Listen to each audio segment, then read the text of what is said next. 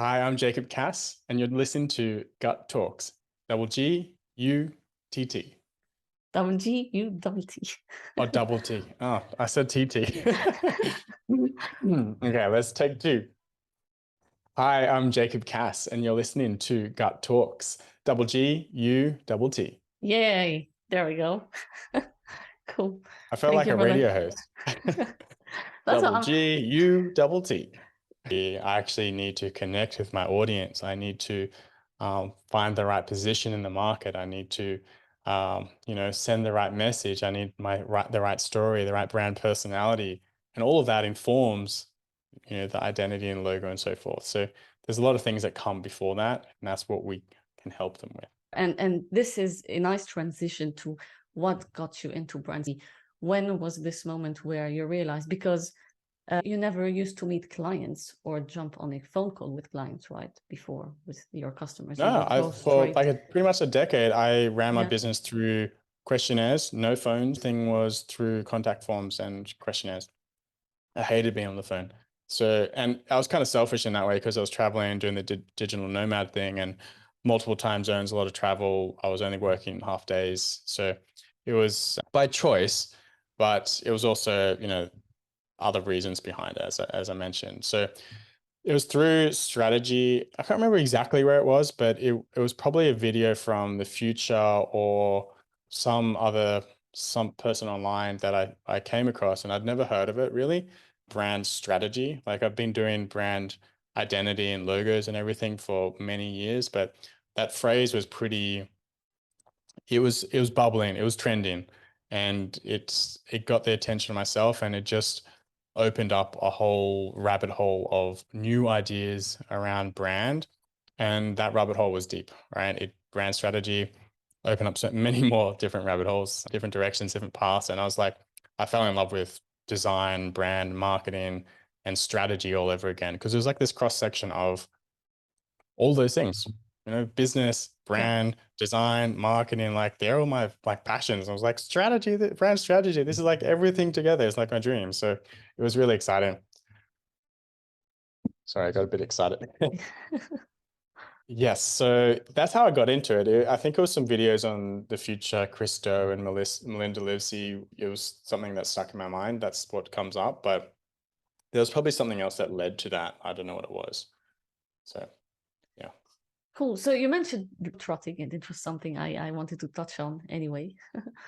What got you to do this, actually? Was it always something you wanted to do, or you realized you could work and have fun at the same time, half days? I'd always had a travel bug, so from when I remember, not like bed bugs, but like the we definitely had bed bugs when we were traveling, but that's a whole other story. I grew up traveling quite a lot. My father was a magician and a comedian. He was an entertainer, so he traveled quite a bit. And once or twice a year, we got to tag along with him and go to, certain places around the world. So whether it be like a cruise ship or, other side of the world or some tropical island, that's kind of where I got exposure to travel.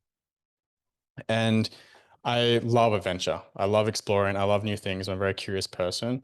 So I love traveling because it combines all those things. If we talk about archetypes, definitely the explorer. I love, yeah, just new things. So that's how I got into the digital nomad life. So the story behind the digital nomad life. So as I mentioned, I grew up traveling. Throughout university, I always crammed in overseas trips between like our breaks. And that's where I got to see a lot of Europe and did something called a Contiki tour, which is very famous in Australia. It's like pretty much a bus tour that you can just go between all places in Europe and see a lot in a short amount of time. So that was really like where I fell in love with travel. Ever since then, I was on a mission to see as much as possible. And then I moved to New York and I stayed there for about 5 years and traveled intermittently between that time. I then had a chance to either renew my visa, go home to Australia for 2 years, go home to Australia and renew a visa for 2 years, or go traveling. And that was kind of like the ultimatum. I decided to go traveling for a year. We saved up, did Europe for a year, and then realized that I was working on the road and I was earning more money on the road because I was spending less. I didn't have to pay for New York expenses. And, I had a foundation set up through the through the website. My agency had that set up, and I was just earning passive income as well as doing, services for clients, logos, a lot of logos and identity work. So I was earning a lot while I was on the road, and I was funding this travel. And I was like, why would I stop after a year? This is the life. I was working like 4 hours a day, traveling and seeing the sights, and doing what you do in your early 20s, and it was fun. And I did that for a number of years. 1 year turned into 3 years, and then one more year in Australia.